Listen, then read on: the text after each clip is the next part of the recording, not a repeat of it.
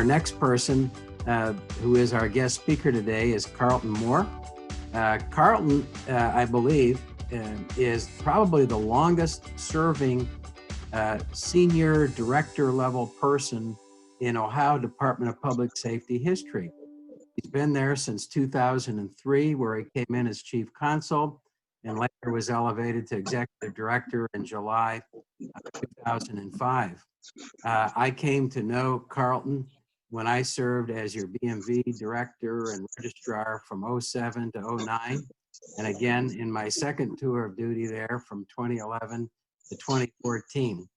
Karhlton has been in charge of an agency that is extremely important in terms of the work it does to identify and help all of Ohio's 1,000 or so local police agencies secure federal and state grant monies to support peace officer initiatives and other law enforcement initiatives. He's helped set long-term strategy in the criminal justice realm. And what's especially great about Karhlton is he really connects with people and has made an impact in his 17 years and counting. He's also been a person that Tom Stickrath, the director of Ohio Department of Public Safety, and who has spoken with us before as a guest speaker, as really one of the point persons on Ohio's COVID response. So he's got a lot on his shoulders. And without further ado, it's my pleasure to introduce to all of you our guest speaker, Carlton Moore. Carlton, take it away. Thank you, Mike. And thank you for that invitation. It's good to see you, Mike. Mike and I had the great pleasure of working together, as he indicated, when he was the head of the BMV. And actually prior to that, we had worked on a project when he was with Lori Tyak, and we had worked on a project there. So it's always good to see Mike, and I want to thank the Rotary for the invitation to speak to you all today. First, I want to start off by congratulating Nancy on her Rotarian of the Year award. I got to tell you, it takes some bravery nowadays to allow people to see the inside of your home, because I've got 4 kids at home, and if people knocked on my door to give me an award, I still don't think I would let them in. So congratulations to Nancy on that award. What I want to talk to you about today is I want to talk a little bit about the Office of Criminal Justice Services. And it's the organization that I have had the great pleasure and honor to lead. I hadn't really thought about it in the number of years as Mike indicated, but it has been a while that I've had an opportunity to lead the organization. So I want to talk a little bit about that, a little bit about my background to start off. And then I want to talk about some key initiatives that we have worked on over the years and the things that we have really worked on over the course of this year related to both COVID response and to police reform. So let me start off with a little bit about myself. As Mike indicated, my name is Carlton Moore. I'm the Executive Director of the Ohio Office of Criminal Justice Services. I grew up in Springfield, Ohio. I attended Wright State University, where I got my degree in sociology. And if you get an undergraduate degree of sociology, you better go to some type of graduate school or something if you want to be able to put food on the table. So I moved to Washington, D.C., attended law school. I graduated from the Washington College of Law at American University. Then I came back here. I began initially as my legal career working for the Ohio Attorney General. Betty Montgomery was the Attorney General at the time.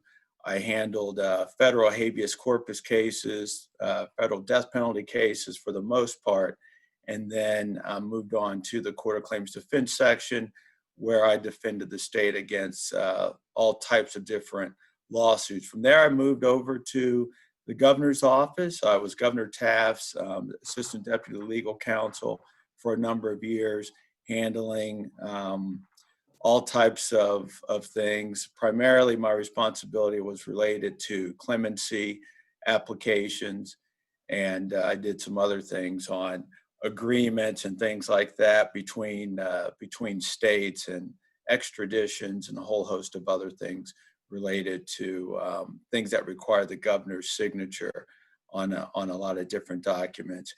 It was interesting when I would look at some of these agreements that we have with like West Virginia and Kentucky. It's amazing how little of the bridges that connect us that the state of Ohio actually owns, and how the Ohio River is actually a part of Kentucky. I think a lot of people know that, but perhaps everyone does not know that you're not actually in Ohio until your feet touch the Ohio ground. If you're in the Ohio River, you're actually in Kentucky. From there, I moved on to OCJS initially as the chief legal counsel, and then I became the director of OCJS back in 2005, when it was still a cabinet level agency. And then we merged with the Ohio Department of Public Safety, and I became the executive director of the division, and I've been here ever since then. The Office of Criminal Justice Services, I think, does a lot of really interesting work that is helpful to the criminal justice system. I kind of look at us as kind of a group who's responsible for supporting innovation. We administer a whole host of grants. So there are times when people want to try something new. Actually, the project that I worked on with Mike when he was at Lori Tyak's office was a mobile ticketing project. We were looking at that time of making kind of tickets all over the state, citations all over the state, completely mobile. And so we had looked at North Carolina and some of the work that they had done. And so we were looking at doing that same type of work here in Ohio. So that was just one of the efforts. But I'll talk about some of the other innovative efforts that we've tried to work on, and the things that we try to support through the grants that we administer, through technical assistance that we provide, through research support that we provide, and a whole host of other resources that we make available to all criminal justice entities. Certainly we work very closely with law enforcement, but we also work with victim services, reentry providers, prevention support, courts, corrections, prosecution, all aspects of the criminal justice system. We work with them, and we try to work with them to help improve their processes, and sometimes to assist them in their efforts to do some new things. And sometimes we might encourage new things, and we're willing to work with them and make that initial investment so that they don't have to bear the cost of that. Our office is set up with a number of different sections. We have grants administration.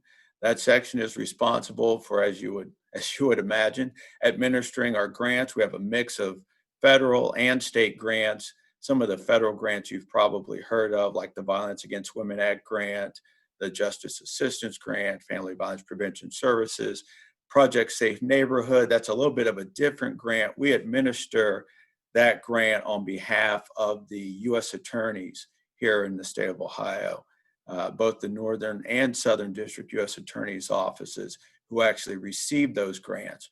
And they actually have the ability to get whoever they want to administer those grants. They don't have to use our office, but they have, and they continue to do that. And it also gives us an opportunity to create relationships between our offices, which has helped because there have been some initiatives that we've really partnered on with the U.S. attorney's offices. There's some that we're working on right now to try to move things forward and to make Ohio safer. We have the Grants Monitoring and Fiscal Compliance Office. Its job is to make sure that the money that we provide to our subgrantees, to make sure that it is spent in an appropriate way, and that it's spent the way that they indicated when they requested the funding, that they wanted to spend it. It has to comply, their spending needs to comply with both federal rules, since most of the grants that we administer are federal grants, and state rules as well. We also have a law enforcement services section. This section provides support to law enforcement. One of the other things it does is collect a whole host of data. So for instance, the NIBRS data, which is criminal incident information, that information is provided to us by local policing agencies around the state. We have about 600 agencies who send us their crime incident information, and then we work with that information. We'll work with it here to identify trends. For instance, over the course of the summer, we've looked at it to try to get a good understanding of what our crime issues look like here. We've been up in some areas, we've been down in some areas. Property crimes are down. Violent crime is down in most categories, but we've seen a significant increase in homicides and felonious assaults. So we try to monitor that information. We produce reports for the governor. I know the governor has talked about some of the criminal justice information that we've seen over the course of the year in some of his daily, well, what were daily press conferences, and now he does them a couple times a week. So sometimes whenever you hear him referencing crime data, most of the time that's information that comes from the Office of Criminal Justice Services. We also have a policy and research section. Now that is the section that really does a lot with data. In addition to, they do a lot with NIBRS by creating reports and tools that we share, some with the public and some with local agencies so they can get a better picture of what's going on, and some with other criminal justice organizations, and sometimes just citizens who want to know. They'll request information from our office, and we're more than happy to provide that information to them. They also evaluate programs to make sure that we're not making investments in programs that do not work. Unfortunately, there are a lot of programs. I won't go into them, but there are some that have some pretty well-known names that have been proven over and over and over again not to have an impact on crime or have an impact in the areas that they're supposed to have an impact in. And so we want to make sure that we're not wasting people's money. This money is not mine. It is not my money. There's probably some incredibly tiny percentage of it that is mine as a taxpayer, but this is your money. This is the people of Ohio's money. And it's my job to make sure that we spend that money in a way that makes sense and that we do not waste taxpayer money. In terms of it also not being my money, it's not my job to give money to people who like me or to deny money to people who don't like me. And I know you're all just now meeting me for the first time, but I will tell you, and this may be a shock to you, there are some people who don't like me. I know it's incredibly shocking, but again, it's not my money. And I've given money to some people who said some really unkind things about me, but they had good programs and they wanted to do good stuff with the money. And that's really our responsibility as an organization. And there have been times when people who are awfully nice to me, and I just think the world of them, they've submitted applications, and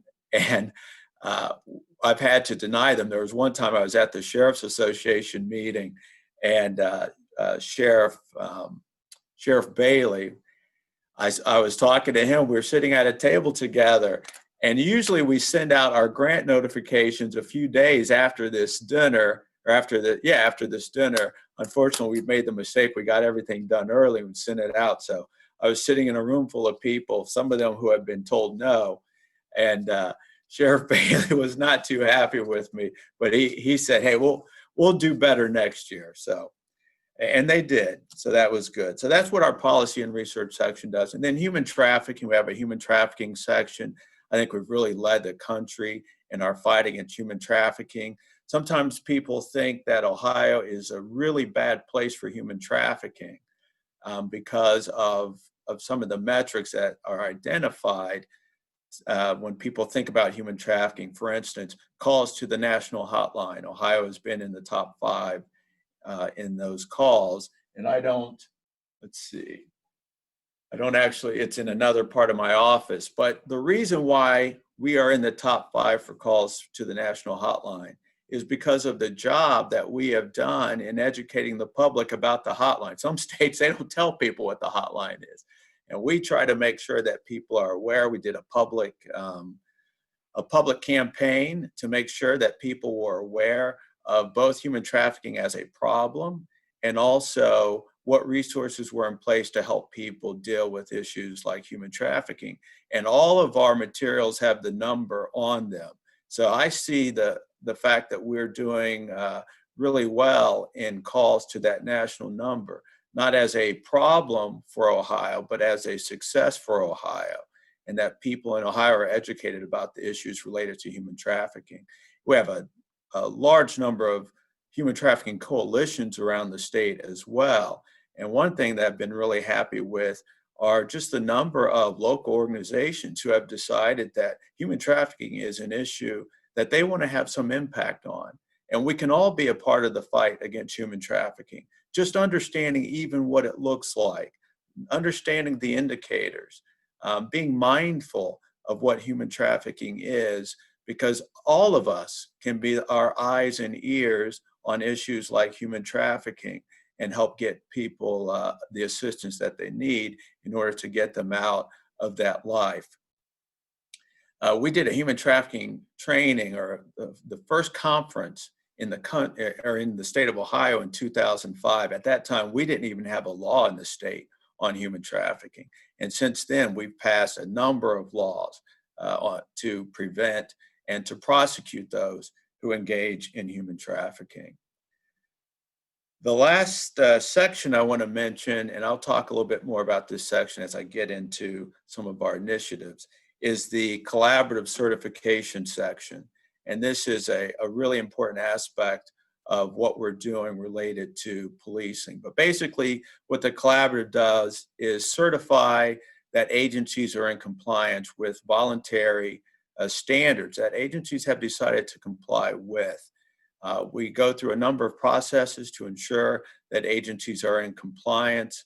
When the collaborative board, we have something called the Ohio Collaborative Community Police Advisory Board. It's a 12-person board. They're appointed by Governor DeWine, and they create voluntary standards for law enforcement agencies to adopt and implement. My job is to make sure that when agencies say that they have implemented our standards, that they've actually implemented it. So it's kind of a two-step process.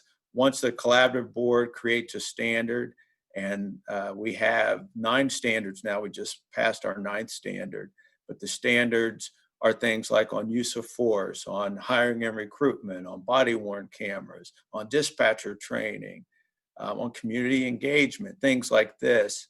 When they pass that standard, what my office does is we develop a number of proofs of compliance for agencies to look at.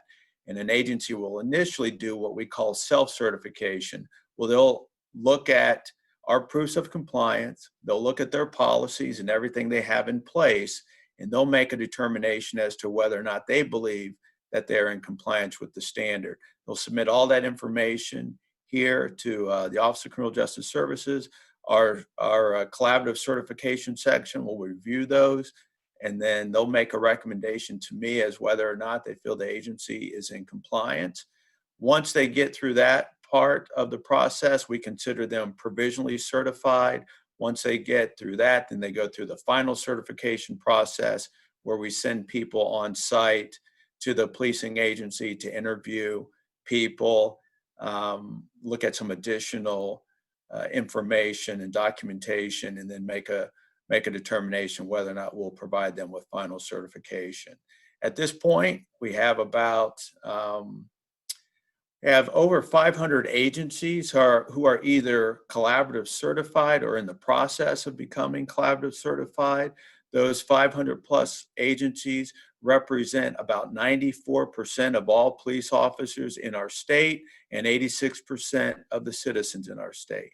And it's a completely voluntary process. So let me just talk about a couple of initiatives quickly, and then just talk a little bit about our police reform efforts. So just a couple things. One initiative I want to talk about is the Ohio Consortium of Crime Science. That is something that we created. It's a partnership between OCJS and colleges and universities around the state to help local agencies, all aspects of criminal justice, implement best practices and promising practices. So basically, if you are a police officer or you're a police chief and you want to know if there's a way to impact gang homicides, you can contact our office, ask us if there's something like that out there. We will look to our group of researchers who will identify either an evidence-based practice or a promising practice. And then once that's identified, we will pay for researchers to go to a community and help them implement that practice. And so this is no charge at all to the local agency. We also do a program evaluation. So like I think our very first request came from Montville Police Department. And they wanted to know if the way that they had their districts drawn in their community was the best way to allocate their resources. And so that was the first project that we did. And we've done many projects since then. One of our other projects is called the Ohio Community Initiative to Reduce Violence, or OSERV. This is the focused deterrent strategy focused at reducing the number of gang and group homicides.